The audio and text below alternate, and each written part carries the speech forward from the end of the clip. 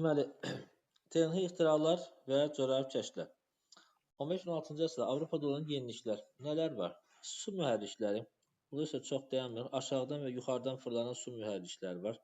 Bunu filmlərdə görmüsünüz. Su mühərriklər fırlanır, su çarxları. Qabağında da su keçir, ağ keçir. Onu görmüsünüz oradan. Deməli, su mühərrikləri yuxarıdan fırlanan və aşağıdan fırlanan su mühərrikləri var. Bu nəticəsində mədəni daha çox filiz çıxarmaya başlandı, metal əridilməsi emalı təkmilləşdirilmiş oldu.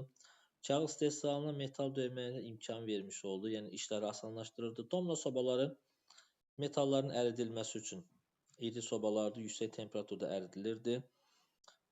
Bunun da nəticəsində soruşur, dəmir, polad əldə etmək işləri rahatlaşdırıldı və daşıma istehsalı xeyli artmış oldu. Sonra odlu silahların gətirib çıxardı. 14-cü əsrdən etibarən odlu silahlar yaranmış oldu. Sonralar 16-cı əsrdə isə odlu silahlar təkmilləşdirilmiş oldu. Topdur, tapançada ağır tüfənglər, muşketlər, dirəklər üzərində qoyulurdu. Bunun nəticəsində artıq əvvəl kimi süvari orduya ehtiyac qalmırdı. Çünki öz əhəmiyyətini itirirdi. Süvari ordu bilirsiniz, qılıncla, qalxan nizə ilə at belində gedirdi. Amma odlu silah onların artıq əhəmiyyətini itirmiş oldu. Yerini isə odlu silahla silahlanmış yeni muzlu orduya vermiş oldu. Əvvəlki feodal qalaları sığınacaq yeri sayılmırdı. Çünki top atəşi ilə rahat bir şəkildə həmin qalalar dağıla bilirdi.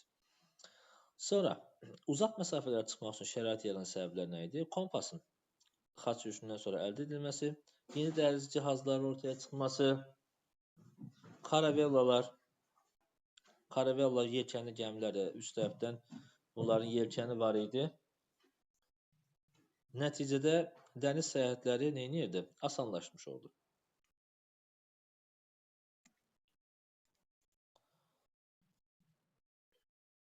Baxırıq. Xəritəyə baxanda buradan təxmin olaraq gedilən istiqamətləri bilirik coğrafi kəşflərdə. Amma coğrafi kəşflərin müəyyən səbəbləri vardı. Baxaq şöyle, iqtisadi səbəblər. Əslində bilirik səbəblərini, sadəcə burada biraz termin olaraq başqa formada verilib. İqtisadi səbəblər nədir? Biri ki, Avropada epidemiya yarandı 14-cü əsrdə, bu əvvəlki İngiltərə, Fransa mövzularını demişdik. Və burada əhalinin vəziyyəti çox pisləşmişdi. Həm əhalinin çox hissəsi öldü və iqtisadi pis vəziyyətə düşmüş oldu. Amma daha sonra vəziyyət qaydaya düşəndən sonra isə Avropalılar ticarəti canlandırmaq istəyirlər, yenidən özlərinə gəlməyə çalışdılar. Bunun üçün nə lazımdır? Qızıl gümüş, çünki o pul kəsim üçün lazımdır. Qızıl gümüş ehtiyatı. Avropanın özündə isə bu ehtiyatlar demək olar çox az. Buna görə də onlar istəyirdilər ki, şərqdə yeni zəngin olan ərazilər var, zəngin vilayətlər var. Onlarla əlaqələr qura bilsinlər. Birbaşa əlaqə keçmək üçün yollar, vasitələr axtarsınlar. Bu səbəbdən də nə etdilər? Hindistana birbaşa ticarət yolu əldə etmək üçün, tapmaq üçün başladılar axtarışlar. Bu zaman Hindistanla ticarət ərəb tacirlərinin əlində idi. İqtisadi məsələ isə, bu iqtisadi, siyasi səbəb hadisələr göstərir 1453-ü bilirsiniz, İstanbul fəth olundu, Konstantinople. Və Osmanlı ələ keçəndən sonra artıq şərqlə qərb arasında ticarətdə vasitəçilik Osmanlının əlində idi. O da yüksək gömrük haqqı alırdı. Bu səbəbdən də Avropalılar yeni yollar axtarmaq məcburiyyətində qaldılar.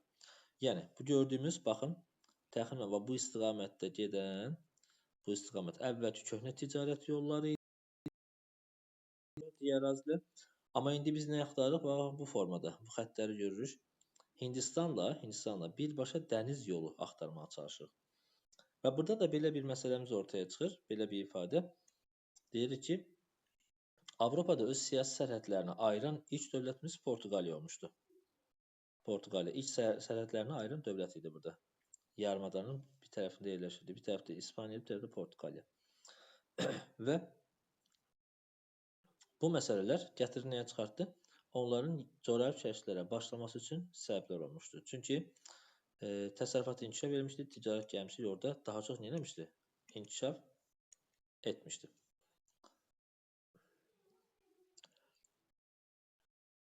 İlk səyahətlərə başlayan şəhidlər Portuqaliya oldu. Hansı ərazilərə qədər gəlib çıxdı?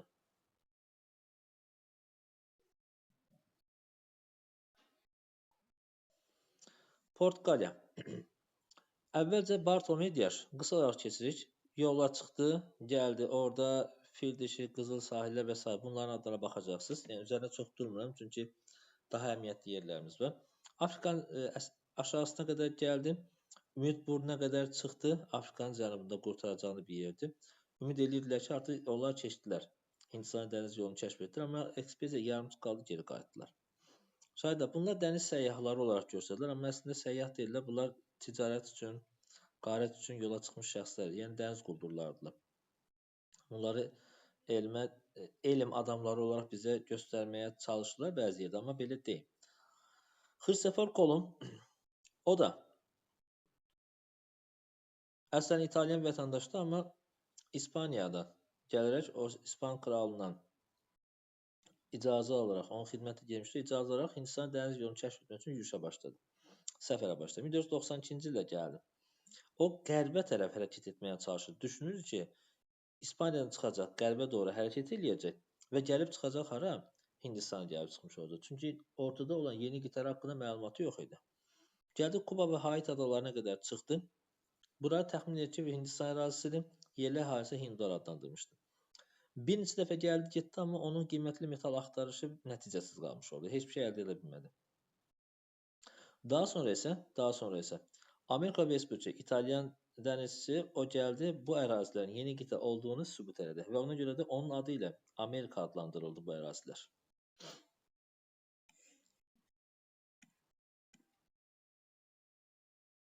Baxın, məsələ budur. Xəritəyə baxırıq. O belə ərazisindən çıxacaq, İspaniyadan çıxacaq, gələcək. Bu formada qərbə doğru üzəndə gəlib çıxacaq Hindistana. Amma ortadakı bu qitə haqqında məlumatı yox idi. Ona görə də ərazinin yeni qitə olduğunu sübut edə bilmədi bu adam.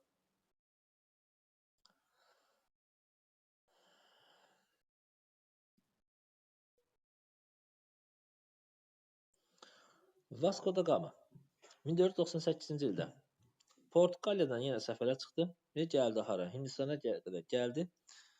Ümid burnunu keçdi və Hindistan dəniz yolunu kəşf elədi. Və onların bura gəlib çıxması ilə əslində ilk müstəmləkə işğallarının da başlanğıcını bu formada qoymuş olurlar. Şərq ölkələrində. Həm dəniz yolu kəşf oldu, həm dəniz ticarətini genişləndirildi, həm də müstəmləkə işğallarına bu şəkildə başlayıldı. Daha sonra deyəcəyik o haqda. Fernando Magellan dəniz səyahəti, ilk dünya səyahəti 1519-1522-ci illərdə və gəldilər İspaniyadan çıxdılar. Onlar İspaniyadan çıxdılar, qərbə doğru hərəkət etdilər. Atlantik okeanı fırlanıb Cənubi Amerikanın aşağısından fırlandılar. Oradan keçdilər Sakit okeana. Və həmin yerdə bir boğaz vardı Cənubi Amerikanın aşağısında. Ona Magellan boğazı adlandırıldı. Filipin adalarında olan döyüşlərdə özü ölür, amma səyahət davam etdirilir və bitirilir. 22-də bitdi. Onun bu dünya səyahəti iki məsələni sübut etirdi. Bir yerin kürək formasında olmasını, çünki İspaniyadan çıxıb qərbə doğru üzüb yenidən o əraziyə geri qayıtdılar. Bir dünya okeanların bir-birinə əlaqəsinin olması, yəni vahid dünya okeanının olmasını sübut eləmiş oldu bu səyahət.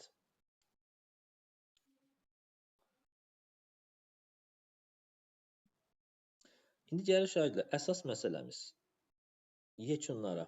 Baxın, bununla bağlı suallarımız çox çıxacaq qarşımıza. Coğrafi kəşflərin nəticələri.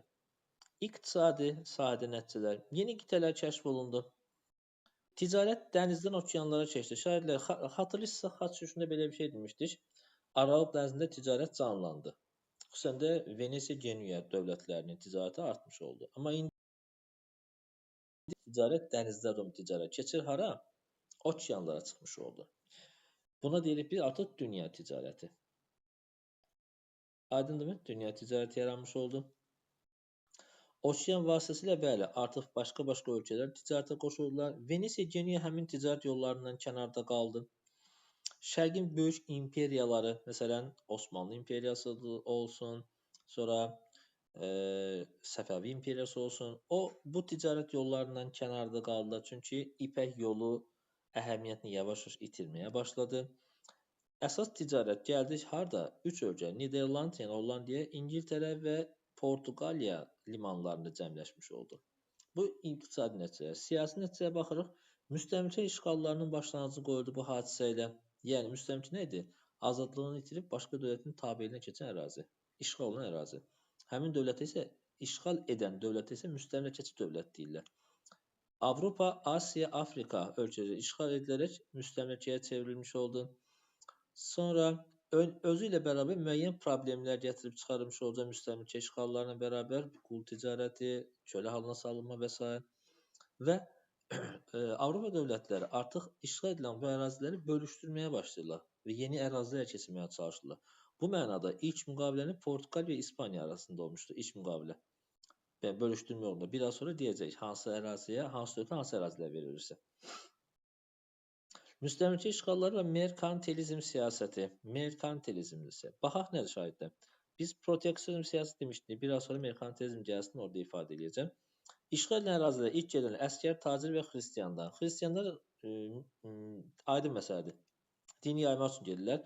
Tacirlər ticarət eləmək üçün və əskərlər isə həmin əraziləri nəzarət etmək üçün edirlər, çıxıb gedirlər.